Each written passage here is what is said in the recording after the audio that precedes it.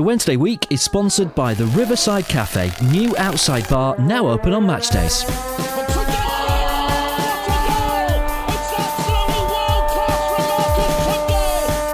a chance here, a great save, a turner from McClare. Mike Hannon, a terrific goal by Sheridan. Brentman against Jones. Get in. You could have two goalkeepers in there that would have trouble saving that. Hello there, ladies and gentlemen, and a very warm welcome to the Wednesday Week, the Sheffield Wednesday podcast. I'm Lord Hillsborough, and with me on the line, first of all, we have Victoria. Hello there, my darling. How the devil are you?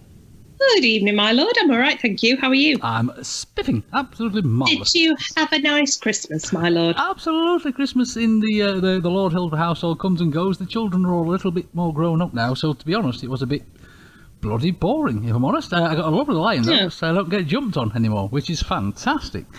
Is it? is that a heard about that. the length of your marriage? Or? No complaints. Mr Davies, how the devil are you all been? I'm fantastic. How the devil are you? To be honest, you didn't sound... I'm asking you. Come on, you need to... I'm still reeling, I think, from not finishing last in a game of Scrabble that I played with the Wood family on Boxing Day, but my highlight was being able to spell Gary. Got it. Got it. With 2 R's. And of course, the master of the Gary, Mr Dan Fudge. How the devil are you all been? Got it. I'm all right, yeah. Listen, while I've got you, what colour is broccoli supposed to be? Not yellow. Green. Yeah. Well, I've got one that's a lovely taupe colour. I don't think I can eat that. Taupe? What's that? Well, I'm assuming it's some kind of greeny brown in it. Some teal. I think it's more teal than taupe. Yeah, I think that's what it is. Well, you can have that. You can have that. That's posh broccoli. Oh, is it? Oh, shit, it's probably organic. Is that what they do? They just not wipe the shit off and then yeah, and then call it organic? Is that the plan? Welcome to Vegetables Weekly, ladies and gentlemen. Veg chat. It's a new feature. Of course, we are all rather overexcited this evening, aren't we, boys and girls? I'm assuming that just like me, you're still rather pleased about the Boxing Day results, are you, ladies and gents? I'm still hungover from it. Can we talk about Christmas first? Lord H, what did you get for Christmas? Again, not a great deal. What did you get the man that has everything, including a rather large hat? Oh, well, yeah, of course. Rather large What's that? What did you get for Christmas, Victoria, my darling? I got a laser machine so I can do like my tash and stuff. Oh, I've saw that. Nearly blinded me the other day, that thing. I was doing everybody. I was trying to do a patch on the back of Richard's head. I'm still seeing in what I think might be colour blindness. So everything's blue, green, and red. Luckily, it has opened up a new. You eat some broccoli at Fudge's. You'd never know. Yeah. That's it. I'll come round mine. I'll cook you Sunday dinner. I've got pink chicken and everything. It has opened up a new revenue stream for the Wednesday week coffers, as obviously all the byproduct of Victoria's laser machine. We can now sort of make rugs and socks and things out of it, can't we, Victoria? There's just so much of the more merch. Mustaches, 2 days. Richie, what did you get for Christmas, old boy? I got some gin, which I'm actually drinking as we speak. I got a record player, so I was very, very happy. Okay, did you have your Christmas in 1956, old boy? A record player. Finally, it's where it's at now, dude. Are you not getting with the times or what? No, I'm sorry, I received a Betamax player, so I've just been playing with that forever. It's marvellous. Fudgy, please tell me you got something from this century. Yes, I got a Coronation Street colouring book from my mum. Swear to God, no joke. I saw that somebody had made it and it was a thing, and I put it out on one of the socials, saying, "Oh my God, I can't believe this is a thing," and my mum says I'm difficult to buy for, so she's bought me a Coronation Street colouring book. Now, you know, let's think of like the iconic moments in Coronation Street, right? And you know, like Deirdre behind the bar. Where he hits Tracy with a hammer. Yeah, that's there. That's it. I can colour that in. Bring you know. it to the next match. I want to colour. that where Reg Olsworth has to sack Vera, who was also Curly Watts' landlady at the time. You know what I mean? It was a tentative moment, like, and colour that in at Better Buys. Yeah, and then Deirdre behind bars when she became Deirdre Rashid, for smuggling folks. Do you know what I mean? It's a thing. And I couldn't believe it. Have you just gone on to sort of colouring around page, which is why your broccoli's all the wrong colour, old boy? Yeah, that's what I've just been running around with Sharpies and crayons, just colouring shit. Right, enough. Let's crack on with some football, boys and girls. Otherwise, people are going to start moaning at us. So, Newcastle, fantastic. Now, I wasn't on the podcast last week, unfortunately. And, Rich, I did hear you say that you would take a draw from this one. Now, you know how I feel about that kind of thing. Absolutely. I said that when I sat watching it with Vic on Boxing Day. I said exactly the same, beginning of the game. And I knew I'd upset you by saying that, but fair play. We played really well. I was very, very, very pleased. First things first, we've got to say, Carlos got his tactics absolutely spot on here, didn't he? He really, really did. Yeah, 100%. I think that the commentary post-match was a bit extreme, saying that it was his defining game and we'd never played a game like it. I don't think we were that great. I think we've been greater, and not in a negative way. I think we've been greater in a much, much sort of like, I've watched games and I thought, bloody hell, is that Brazil? No. It's Lionel. No. Fernando Forestieri. But, it was brilliant, wasn't it? It was bloody brilliant. Yeah, it was. I must admit, I was a little bit worried about, obviously, Fessy coming back into that particular game, into that particular atmosphere. But, again, it was just brilliant, wasn't it? He chased everything down. And it's just a pleasure to watch him, isn't it? Yeah. Yeah, he is. I think we clearly miss him when he's not there, because it's his tenacity. It's the way he gets under defenders. Like, and I'm not putting him in the same category, don't get me wrong, but Maradona was always lauded for his low sense of gravity. And Fessy's got that in abundance. The way he still manages to shoulder off defenders a lot bigger than him and gets underneath, backs into them, defends the ball really well, and then cuts out because he's so quick and straight out. He's an absolute pleasure to watch. However, not the man of the match for me. And if I wasn't gay for him before, I am now super gay for Sam Hutchinson. I mean, what a player! I think it was James that said on the show before, or it might have been Eddie, that he is a Premiership player. That's what he is, and the only reason we've got him is because he's made of glass. And every time he goes down, there's a hushed silence around the crowd. But he was outstanding that day. Whether he was outstanding after about 60, 65 minutes, I don't know, because it was I broke my duck on having never had Belgian blue before halfway through that game. Good lad. So the last half an hour, I remember the last 20 minutes being really tentative, and I remember thinking when there was 6 minutes of injury time, to thinking, well, that all that time wasted we were doing kind of bit us in the arse there, didn't it? Apart from that, last 20 minutes are a blur. That Belgian blue reminds me, Fudge, as well. Shout out to my dad, Bill Wood, for sharing his keg of Belgian blue with Rich and with my uncle Alan, who is the listener of the podcast. Hello. Yeah, that went quickly. That's 20 odd quid well spent. That bloody hell. Very quickly, yes. Yeah, it was. Yeah, Bill. All credit to Bill for sharing that. He didn't have to, but he did. All good. Absolutely. Going back to Hutch, of course, as Fudge said there, Hutch this season, I think he's played more games than he's played for us, and obviously he's had his injury worries, but is it me or does it just look monstrous now? There doesn't seem to be any stopping him, does there? Beautiful is what he looks. He looks bloody gorgeous, doesn't he? In every way, shape, sense of the form. Like, he is just, he's like a man mountain. Oh, bloody hell. He needs an haircut. He does need an haircut. He needs to I love his 90s centre It's a bit too long, yeah. But other than that, Mr. Hutchinson, you are just wonderful. And not in a sexy way. Not in a sexy way. Like, yes, in a sexy way. But also, he's bloody brilliant. No, it really is. I think it's getting to the point now where Hutch is starting to realise how good he is as well. Because obviously, when he first came, we know about his issues that he's had and all that kind of thing. And he's always been a player to get stuck in there and really, really push it hard. But there was always that sort of little bit of quietness about them, wasn't he? He's always sort of he's sinking into the background, and I think that's just gone now. And to me, it looks like he's started to believe in himself. His physique is much different now. I personally think, and he's not fearing the injuries anymore. He's getting stuck in and he's getting up and he's doing what he does, and he's just doing it so chuffing well. And this is exactly what we were missing at the first start of the season. We all said it. Why isn't Hutch playing in the middle? Why isn't Hutch playing in the middle? And Carlos kept saying, "Oh, we're not going to play Hutch in the middle." And that's my Carlos impression. In that accent as well. Exactly. Yeah. We're not playing him in the middle no more. That's what he said. No, lad. No, lad. We'll set me on fire.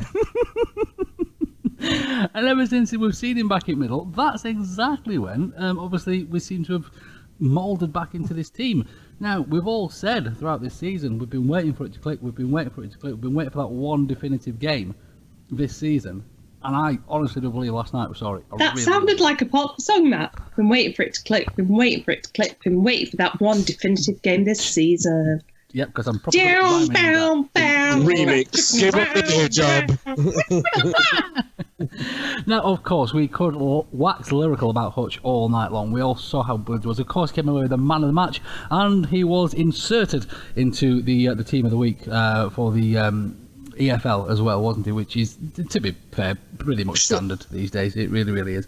But there were other standout performances, and I would like to point a great big wagging finger at Mr Westwood as well, because I thought he again was immense on the evening as well, and he has been for a while now, hasn't he?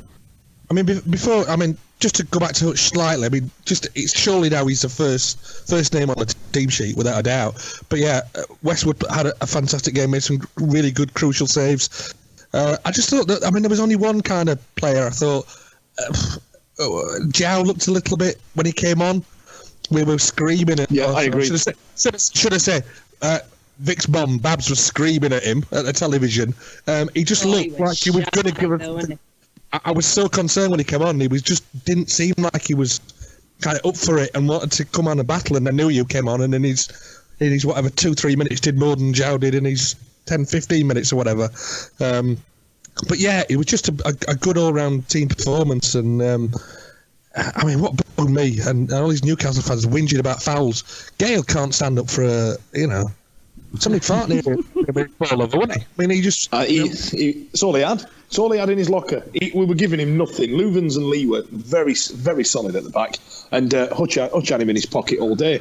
And another player standing out, as well as Westwood, I thought he had a cracking game, but I think the save of the game goes to their keeper. But Adam Reach as well. When Adam Reach goes on those big diving runs down the flanks, I mean, they're impressive to watch. I just wish his end product was a little bit more polished, but apart from that, he's an exciting player to watch, Adam Reach.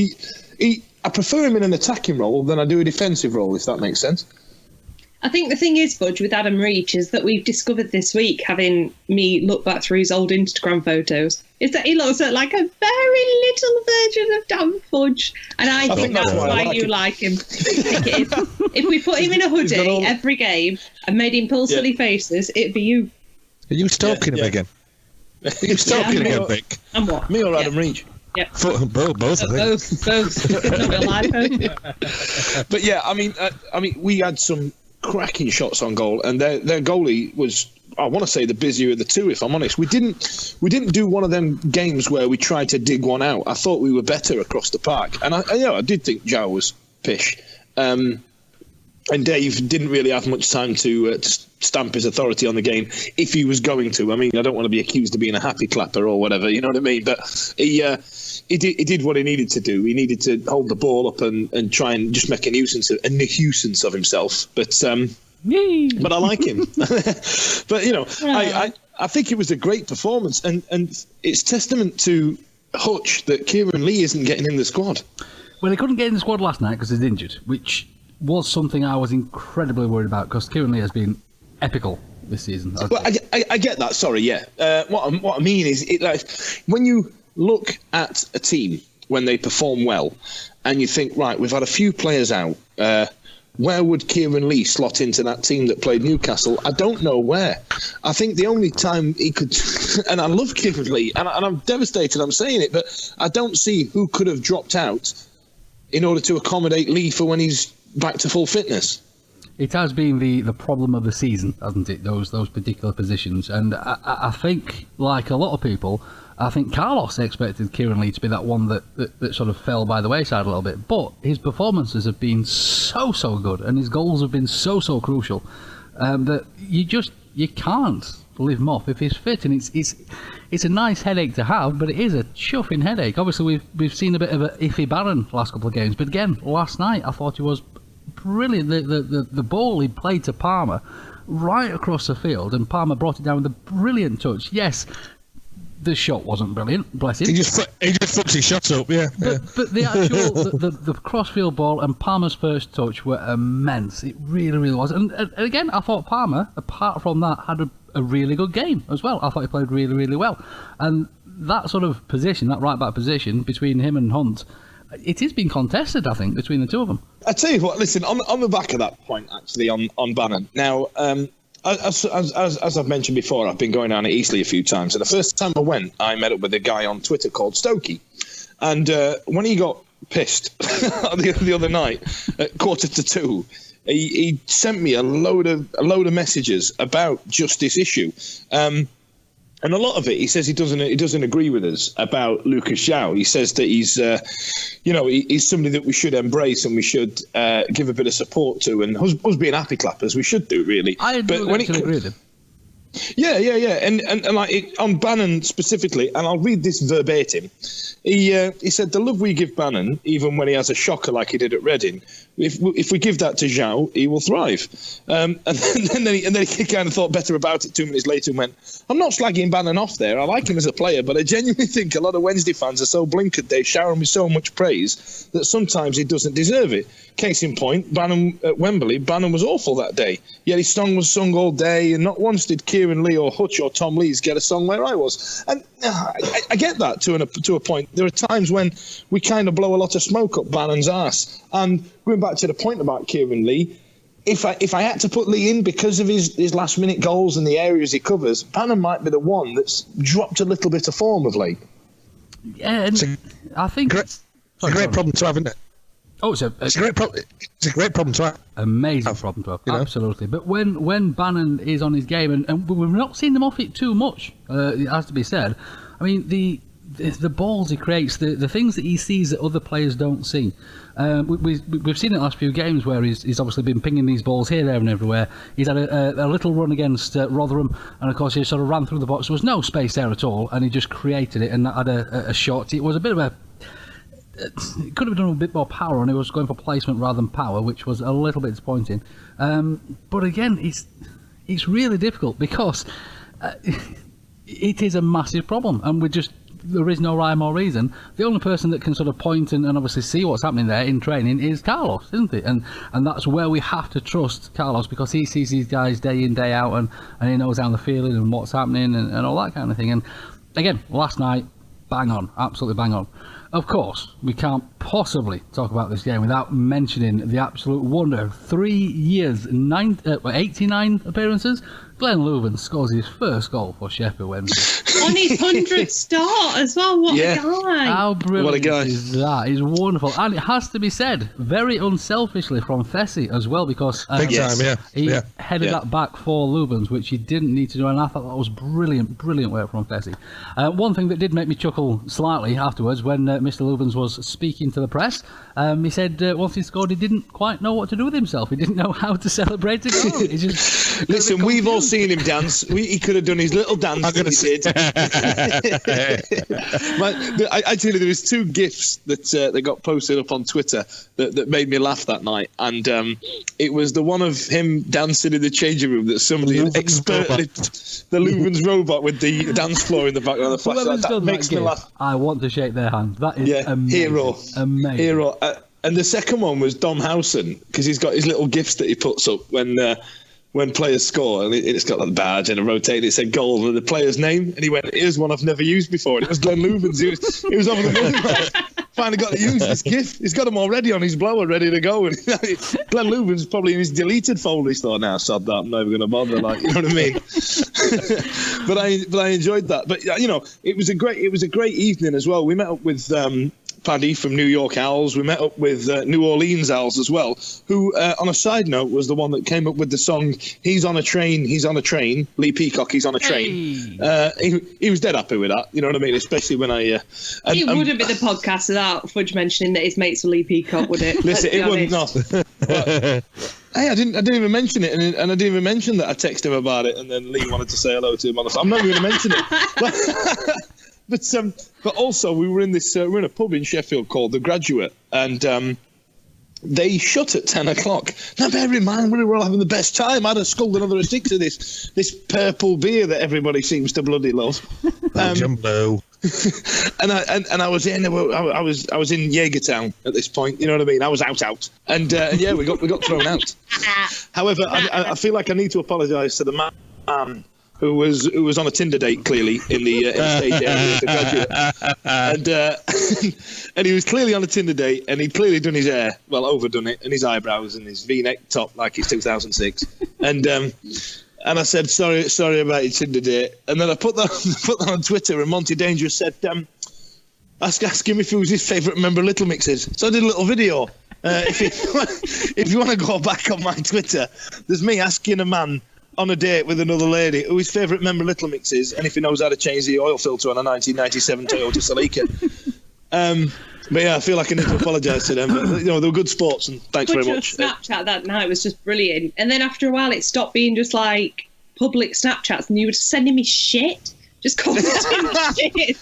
Well, that's the beauty of Snapchat. Because I replied to you, and you were like, oh, she's up. I replied to her. Oh my Christ! I got videos, I got photos, I got everything. Did you? Not rude. What did I send? All sorts. You singing in a pub. You talking to him about Little Mix. You doing your hair like near somebody. All sorts of stuff. Jesus Christ. Then you were in Dempsey's and you were like, I don't know where I am. I'm having a good time. That's why you James is buggered. He's absolutely fucked. I'm on my own in Dempsey's. I'm like, oh my God. Talk to me, Vic. Talk to me. Okay. I had a load of Sam Hutchinson, went to a gay bar. You know what I mean? That's I was trying to play Scrabble with Rich. And you just... That's why you lost, isn't it? Because you were distracted.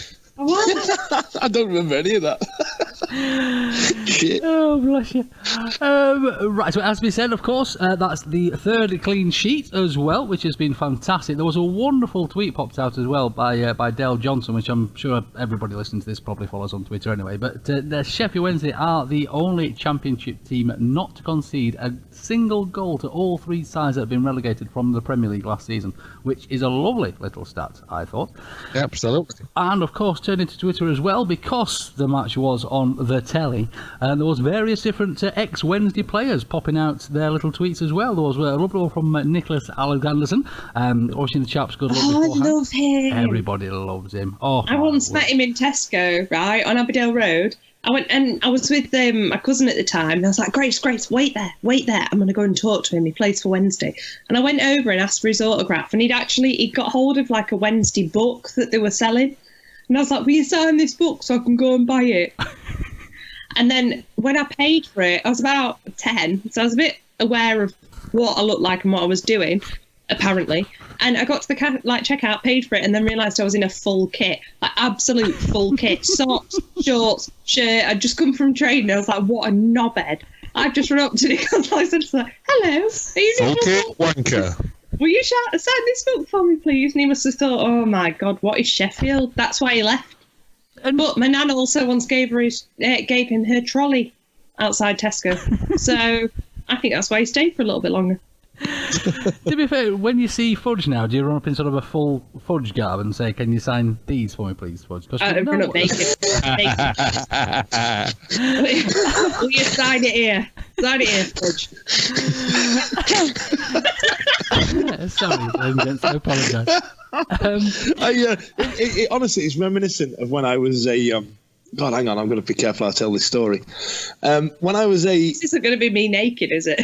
No, when I was a coach-style entertainer, quite a famous British holiday resort, I used to get people who became fans of you. And I was, at this time, I was just a decorator from Rotherham. I didn't know, what was going off. I didn't know anything.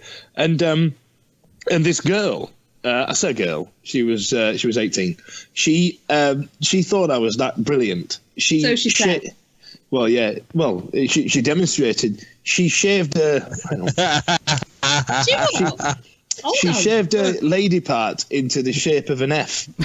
How hairy was she? She needs to borrow my laser. Yeah, she you know. There must have been some fair amount of hair there to be able to do that. Well, you know, I grew up in the 80s looking at porn mags in a book. You know what I mean? Yeah. Back then, it weren't the issue. Do you know what I mean? But yeah, she must have been particularly hirsute to fashion that. But yeah, if she's listening, I mean. 07. If she's listening, she's crying, like paying for mini Dan Fudge's school fees. Buy a twig with a bauble on it, just like the blue coat up in the corner, you bastard. If I could drag it back, we were speaking about Mr. Alexanderson. Other Wednesday players, ex-Wednesday players, you'll say, that tweeted out as well. Alex Lopez saying great Boxing Day win for Wednesday against Newcastle. Clinton Morrison popping up. We all love a bit of Clint's as well. Said, what a away performance from Sheffield Wednesday at St James's Park. It's a hard place to go, and Newcastle are still flying high. And he did credit himself with Westwood being so good after saving his shots for the time he was at the Wednesdays. And, of course, Sheffield Wednesday, sponsored by the Wednesday Week podcast, Rita Johnson.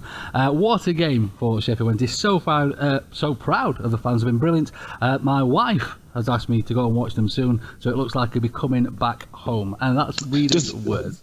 Does he need a lift? Does he? Yeah, I'm assuming that's him asking for a lift. Oh, by the way, Raider last night was captain of Eastleigh. They were on telly last night. I don't know if anybody saw. They did. What a guy he was! He captained them. He ran 10 yards, pulled his hamstring. So well done, Raider. Woo! Sponsorship money going well. In it, yeah, it's doing all right. Oh, bless him. Can we also mention though, at Newcastle, there were a couple of performances that were a little bit dodgy. Can I mention Daniel Poodle? Yeah. A little bit suspicious, wasn't it? Let's be honest. I don't know about suspicious. I think it was more hot and cold. There was times where he was battling away and was absolutely bloody brilliant, but then he'd span her across that would go out for a throw-in. You know what I mean? He'd be like, oh God, Danny, man, come on, pick a day. Are you going to be good? Are you going to be bad? He just like saw someone and was like, you, me, my right shoulder. Nah, that was it. I think the one that worried me was Palmer during the game. Really worried me. But really? I think we got, really did. Every time they attacked down that kind of... But what the saving grace was Hutch. And then we're going back to him again. But he was dropping into that back three, so the fullbacks were moving forward. So we got that security blanket. But I wasn't impressed by Palmer tonight. Sorry, Liam. No, I thought he had a decent game, personally. But, I suppose in the eye of the beholder. Either way, whatever else happens, we popped off to St James's, we brought back 3 points, and that was that, which is bloody marvellous on there for us. In fact, actually, can I just bring up this trend that seems to have happened the last couple of games? The Rotherham game had it, the Newcastle game had it. Who are these children filming themselves? And then putting it online about how pissed off they are at losing to us. Yeah. It's brilliant, wasn't it? Don't get me wrong. Absolutely hilarious. Especially that Rotherham one. I don't know. Yeah, but the Rotherham one, he's been banned, hasn't he? EFL's kicked him off and said, you've used too much footage. So he's uploaded another one of himself, even more angry that they've taken down his video. Well, I think the first one that the ref fucked me over, and then his second video, because the EFL pulled it down, the EFL fucked me over. Oh, come on, son, get a life. Why would you load these videos? I mean, I appreciate that, they're only kids to some extent, but Jesus, is that the world we're living in now? Where you just, I might that's the equivalent of me uploading videos of me getting shot down by women in nightclubs in the late 90s in Sheffield. Do you know what I mean? It's all right in here, isn't it, love? Piss off. Brilliant. I've got it all on camera. Let's put it out in a social network. The Newcastle one was belting. I mean, he'd even got a little moustache that he kind of like he'd drawn it on. One of those, if you put milk on his top lip, cat would have licked it off.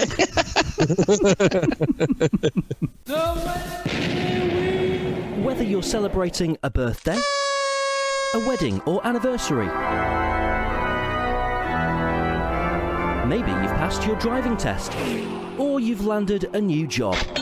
Well, whatever your reason for a party, the Riverside Cafe is the perfect location on Catch Bar Lane overlooking Hillsborough Stadium. To inquire about hiring us for your function, call 07989 856 054 or 0114 232 6121. Right then, ladies and gents, so let's crack on then, shall we? Next thing on the agenda, of course, it is transfer season again, and we've been in the transfer market before it's chuffing opened, boys and girls. This is unusual for us, isn't it? Actually, that's just how we roll. Getting some work done absolutely. before. I can't remember the last time we got this done. Normally, we sort of waiting and praying that we sign somebody towards the end, but already. And then we sign Felipe Melo da Silva, don't we? There's nothing wrong with Felipe Melo da Silva. You leave that poor chap alone. I think we talked about this guy in the summer, didn't we? About there was rumours about him coming to Wednesday then. We did. Callum McManaman. Absolutely. And I think it's somebody compared it to the remind me of his name, that crap kid from Everton who I've completely forgotten the name of, was at Preston now, Aidan McGeady. It kind of, somebody said it reminded him of that, but I'm hopeful it'll be a little bit better experience for us than that, because Callum McManaman when he was at Wigan in a cup final looks a really useful player. Once he gone to West Brom and not kind of done it so much there, so he's a drop to Championship and a bit of maybe regular football going to certainly push Wallace out on the right. I think that's probably where they're going to earmark him for, isn't it? To push him. Absolutely. I mean, McManaman's been one of those players that he's sort of always sort of crept up, and when he's played against us, he's played really, really well. But it's not been for a while since he's been with Wigan. But we've seen it happen a few times when sort of Championship players have had big money moves to the Premiership. Obviously, most recently Jordan Rhodes, etc., etc., and it doesn't seem to quite work for them, does it? And I think this is one because McManaman's a very, very good pedigree as well. I think he started off at Everton, I believe, and sort of went through their ranks and up and up and up, and we all saw what he did at Wigan. And he's a proper winger, isn't he? He's fast, he's skillful, very much like sort of Reach we've got on that other side. But as Fudge mentioned earlier, to not put too much of an innuendo on it, should I say? He is a little more polished, isn't he, when it comes to the actual final ball and the delivery? Yeah, I think so. I think he's, I'm really looking forward to seeing him. It's a great signing, and it's good to get it in early as well. We've not left it till January the 31st to announce, Sunday. We're going to make the most of him, and they'll be hopefully in the squad against Wolves on Tuesday. So we get the full kind of half season rather than just last minute kind of deals on transfer deadline day. And I think he's going to have to work getting this in because, as you say, Wallace. I've seen a lot of people sort of doing a bit of moaning about Wallace and one bit and another. I can't see what people are moaning about. I think Wallace is having a cracking season. I think he's great. I think he's really very good. I think he offers us something that some other players when he's having, well, bear in mind he's 30 odd now, when he's having a rest, I mean, he could be injured, whatever, but he's having a rest. When he's not playing, I don't think that we have the same, and it's the second time I've used this word, tenacity down that flank. I think he genuinely battles hard as much as his little legs can allow. I think he's a great player. I don't understand why he's got the captain of the imagination, the bloody rubbish crowd. I mentioned this the other night when we were watching a Newcastle game that I thought he'd had a couple of games where he wasn't really. I think he got took off or he got injured or whatever. But the last three games, he's really he's really put a shift in and played really well and really made a difference down that side. So all good at the minute with Mr. Wallace. Yeah, and I think one of the things with him is the way that he reads the game and the experience obviously he's got in the game now, been at the ripe old age of 30, chuff me, he looks at the game so well and he's so calm on the pitch. Obviously, we've seen him when he's sat down and he's doing his little wind-ups and things like that, and obviously when everybody else is sort of really focused in on the game, and he can still chuff about nicking notes from people and things like that, and that's the kind of thing he brings that experience where he knows exactly what he's doing without having to think about it anymore. And that's why I think that Mr McManaman might just have a little bit of trouble sort of squeezing into the side, which, good news, it's all good when it's obviously looking for fights as well. Fudgy, you pointed out earlier that we've got some kind of love child interest coming to the club as well, haven't we? Yeah, I think as far as I can ascertain from the internet, and Twitter's always a reliable source. I think we've got the love child of Morgan Freeman and Megan Fox. I think as far as we understand, that's who we're signing. Megan Fox. No. Love child of Megan Freeman. No. Love child of Morgan Freeman and/or / Megan Fox. Or Sam. Or Sam Fox. I don't know. Either or. But as far as the internet's decided, that's what it is. Absolutely. I mean, it's another left back, isn't it? It's this position that seems to be causing us all these little issues, because we have got Mr Badil. We have seen Mr Emmanuelson apparently signed for the club. Obviously, it is a position that Reach can play. But it's not really what the call solidified, is it? And looking on Twitter, some of the Charlton fans think it's hilarious that we've offered £1 million apparently for Mr Morgan Fox. So that doesn't fill me full of confidence. Does anybody know much about this, chap? Well, hang on a minute. I mean, how did the Leeds fans react when we signed Tom Lees? It's a good point, and it's well made. Do you know what I mean? How did that pan out for him? I can tell you, Morgan Alexander Fox is aged 23. I think I've just read he's a Welsh international. Welsh under-21 international. Or he was about 3 years ago. When he was under 21. Yeah.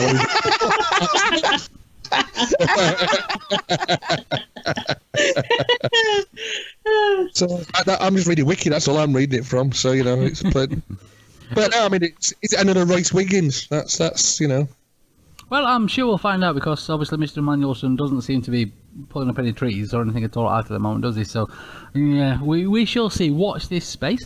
Is there any particular areas of the pitch that you guys think we could do with a bit more bolstering? I would love to see a striker, and who I'd love to see. I do bang about this incessantly. I am not putting my boots back on to come and play for the Wednesdays. Oh boy, I am sorry. He needs to leave Depot. Choice. And my second choice behind you, Lord Hillsborough. Obviously, Mr. Rhodes. I would love to see him there. I know it's not going to happen.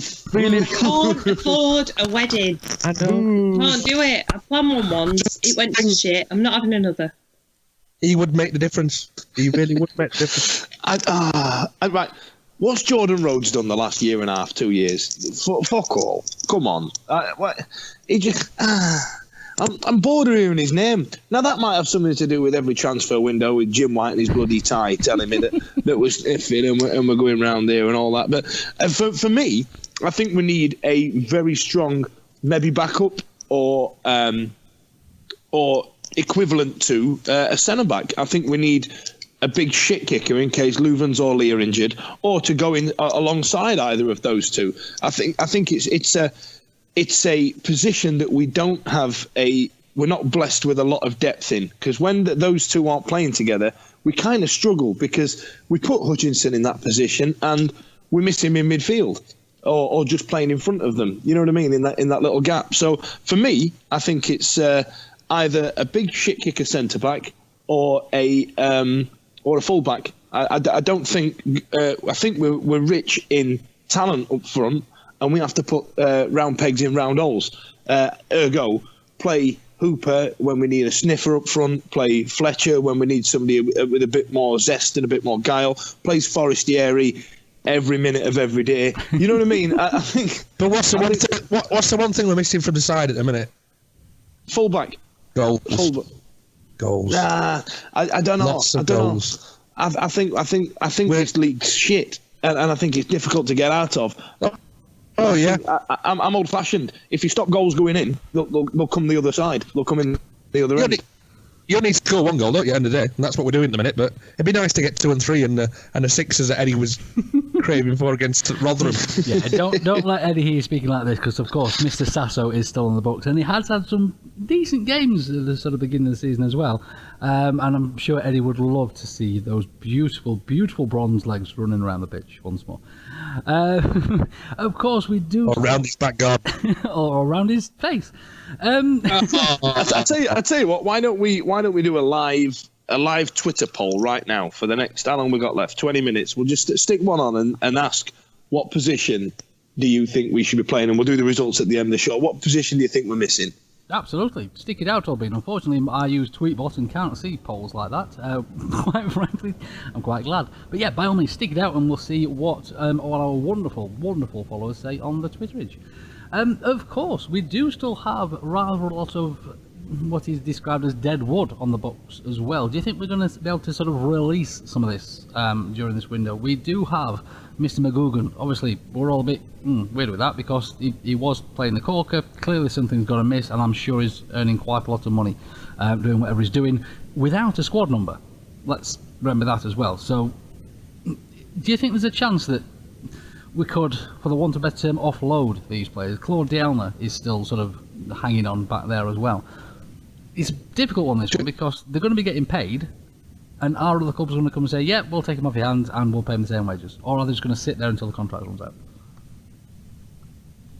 I mean, you just think about how much money these guys are actually earning. I mean, they're probably earning at least, between the three of these, the Bus, the Dielner and Mello and whoever else, they're probably earning 20, 30 grand, 40 grand maybe between them. And that's a lot of money, that, you know, to be able to put into, get rid of that wasted space and get it into McGugan as well. I've got him, and put it into one player. Which player would you like to put it into, Rich, your boy? Oh, you know, just anybody that's going to score as goals. Hutchinson. You know, and plays for Middlesbrough currently. Don't get me wrong, I would love to see him at the club. It's not going to happen. I know it's not. I'm realistic. It would be brilliant, and it does pop up every transfer window. And always the rumours are there, and of course there are professional, in sort of quotation marks, rumours going about that we are speaking to Middlesbrough yet again about all that as well. If it happens, brilliant. It really would be amazing. But again, we've got strikers that last season were knocking goals in for fun, and now we're seeing the team click a little bit. Is it somewhere we need to spend money? Isn't it somewhere we need to spend money? Again, we shall see. And of course, what kind of money Mr. Carlos is happy to spend on those sorts of bits and bobs as well. Right then, ladies and gents, let's crack on, because we also have Player of the Month, which is currently being voted for over there at the club. I don't think there's going to be much doubt about this one, is there? Georges. Well, I don't know. I voted for Felipe Melo, so who knows? Who knows? Yeah, I voted for Lewis McGugan. If it doesn't go to Hutch, it would be interesting, wouldn't it? I mean, don't get me wrong, I think Westwood has been amazing. I think Fletch has had a brilliant time the last couple of games as well. I think he's been really, really good. And I think there's been a lot of strong performances. But Hutch has just been... Well, we've run out of superlatives for Hutch, haven't we? He's just been immense. He really, really has been good. And I just can't see past it, personally. Can anybody make any argument other than Hutch for this season? Oh, sorry, for this month, I apologise. Felipe Melo. No. I think Westwood does have a good shout. Don't get me wrong. If it was Westwood, I don't think it will be. I'm just playing devil's advocate. If it was, then I'd go, fair play, he's done all right, he's done that, fair, you know, because I think with Westwood as well, actually that makes it sound like Hutch doesn't do it, but Westwood's also got that drive and that passion to win. And when you see how passionate it is and how much a win and or a loss means to him, I'm starting to, really become a fan of Kieran Westwood. I think he's a great kid. And then he just come up hill in his bike to pick up my Orvish bread. The thing is, Hutch, I'm sat here doing my silly songs, but I cannot agree with you more. I really, really can't. One thing that, if you watch the way Westwood plays the game, he's a bit like an older school keeper, if you like. We saw it at the Newcastle game. Balls that come in the air whilst he's diving, Westwood catches them.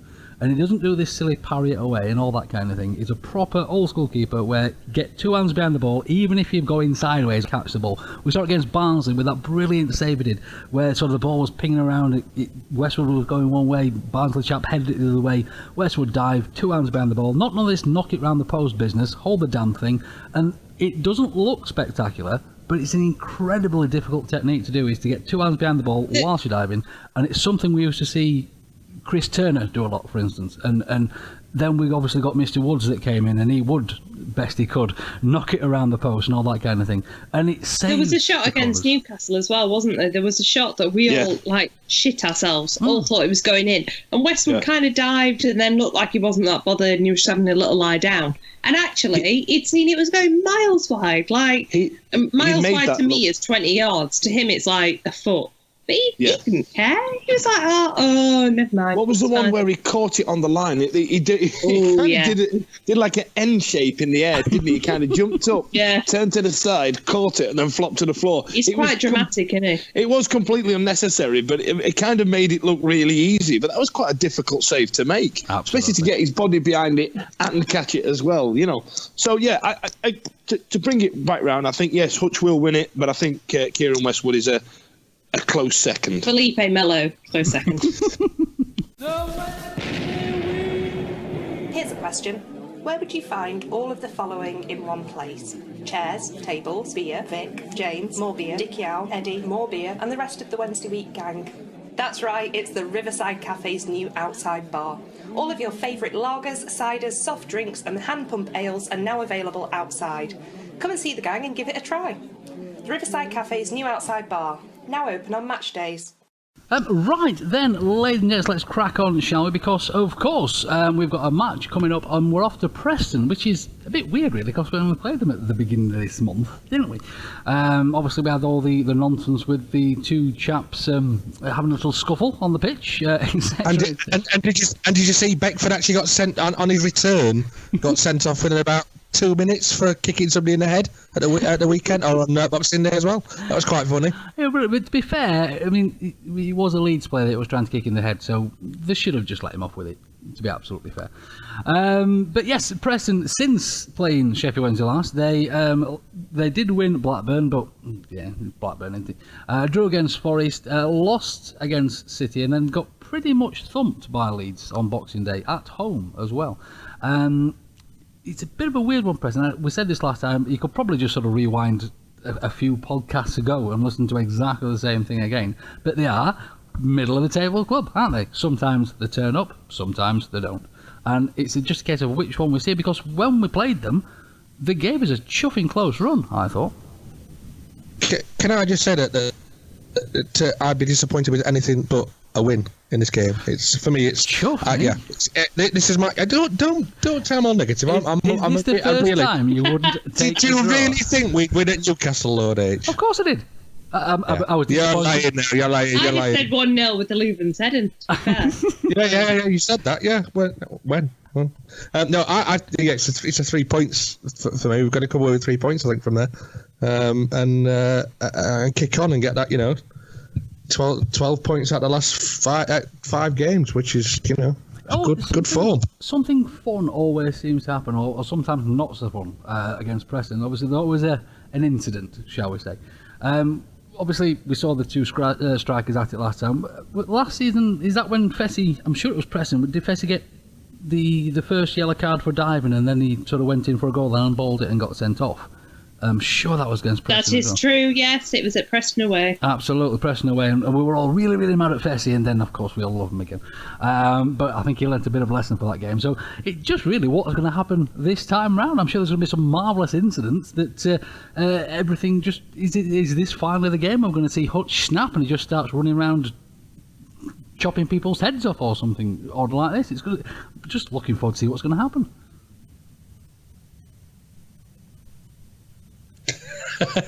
But apart from that, so are we. But no, as Richie said, I think 3 points is essential with this one.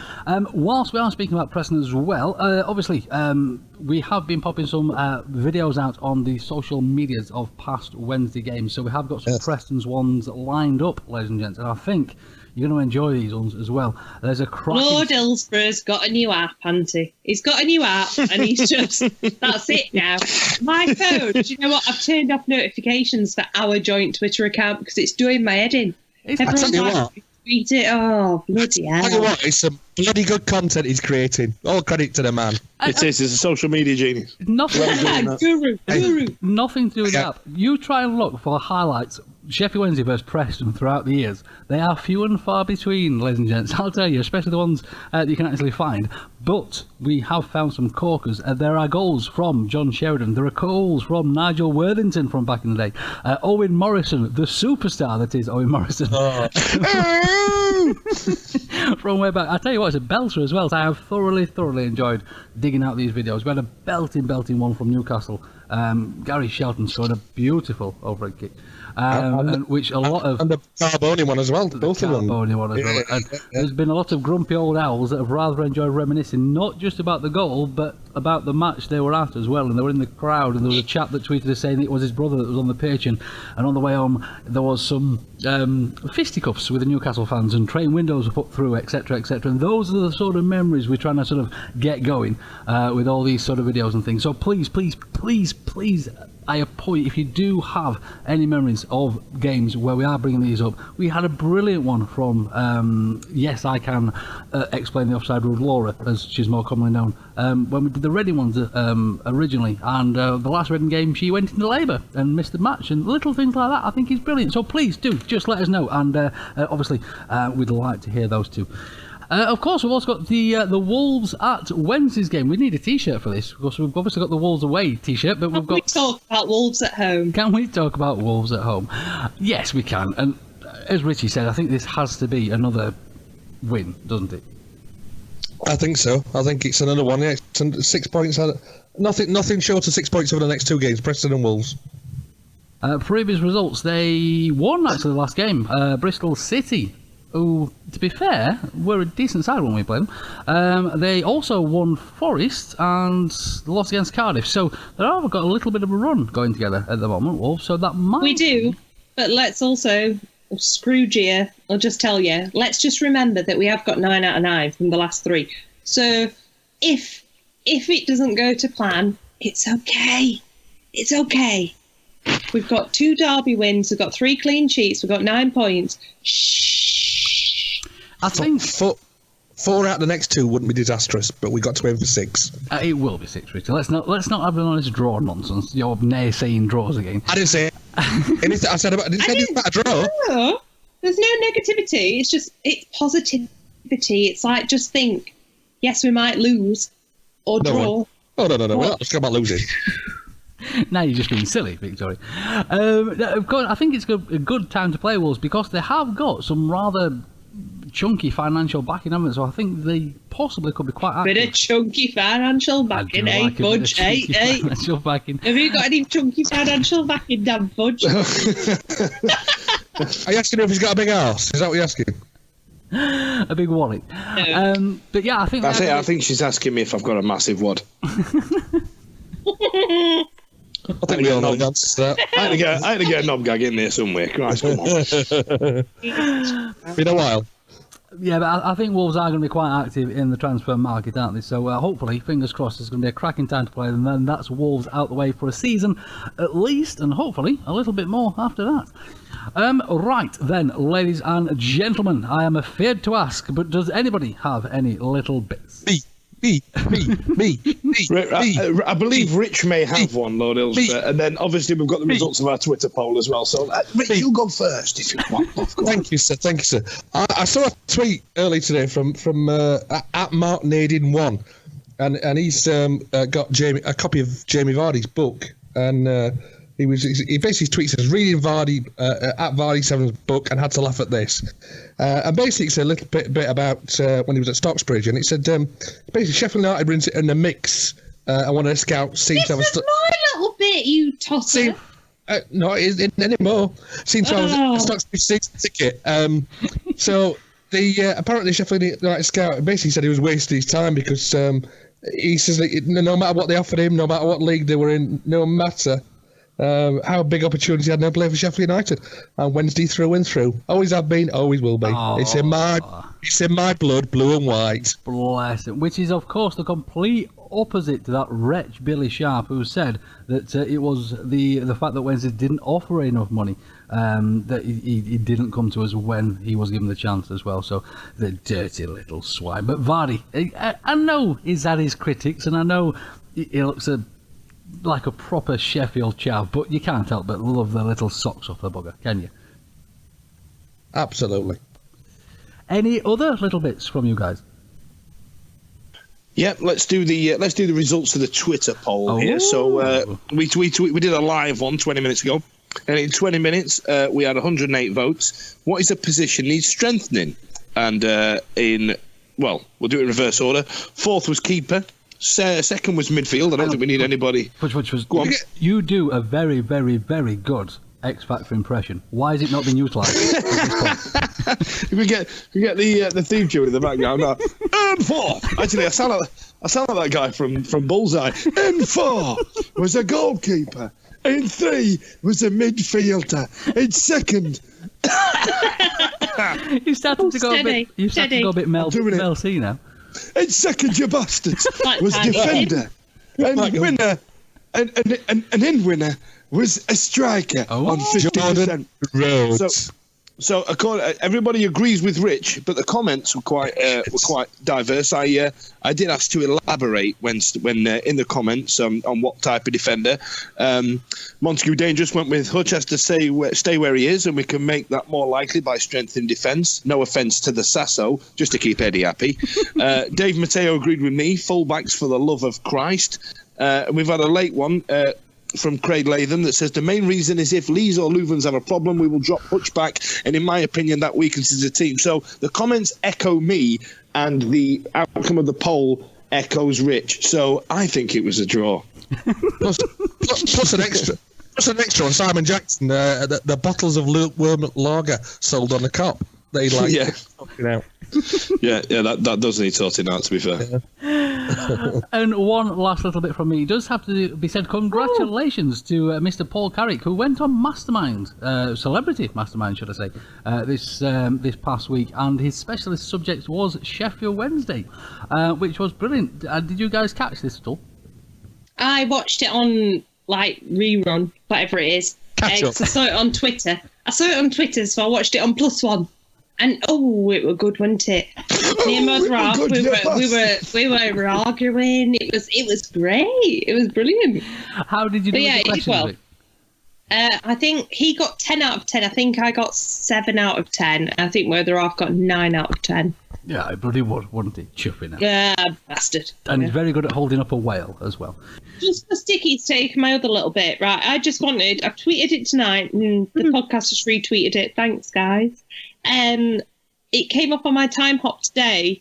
A year ago, Eddie put a photo on Facebook that was Blunt-opoly.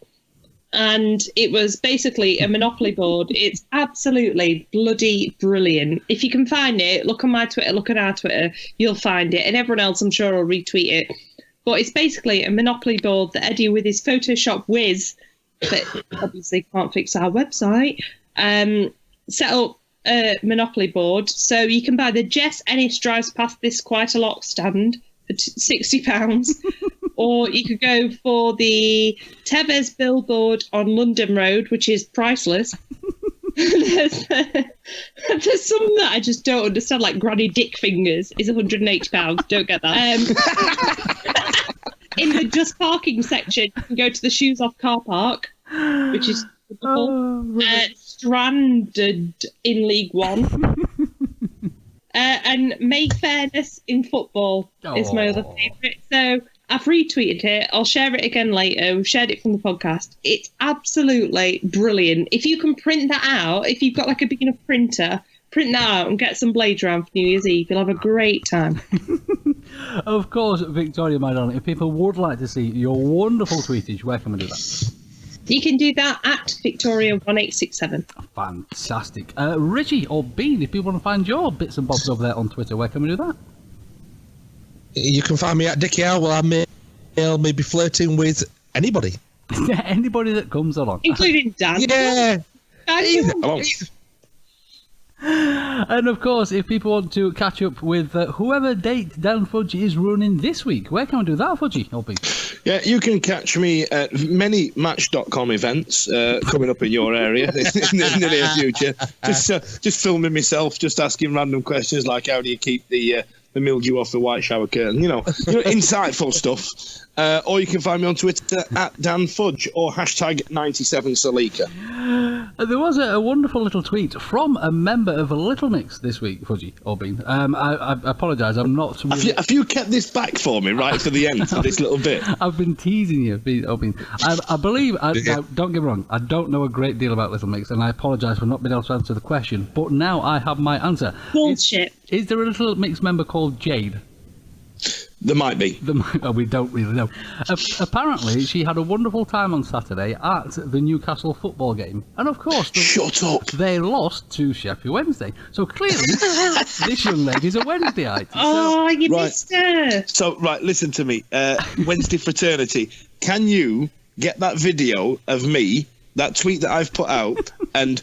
quote retweet it with her handle on it, and we'll see if we can get her to watch that video, because that would literally just be incredible. Oi Jade, have you seen this? Because it's hilarious. So I can now actually answer the question. Fudge, would you like to ask away? Who's your favourite member of Little Mix? Jade is my favourite member of Little Mix, because quite clearly she's a Wednesdayite. Of course, if you'd like to get hold of my utter nonsense over there on Twitter, you can do that at Lord H, that's L0RD_H. You can get over the podcast as well at whatever our podcast handle is, at TWWcast. TWW.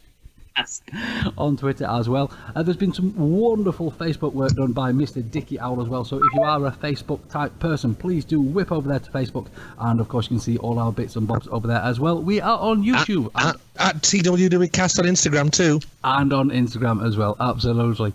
Ladies and gents, it's been a pleasure as always. Thank you so much for joining us. Be good, be safe, and we'll see you real soon. Ta-da. Is that Carlos again?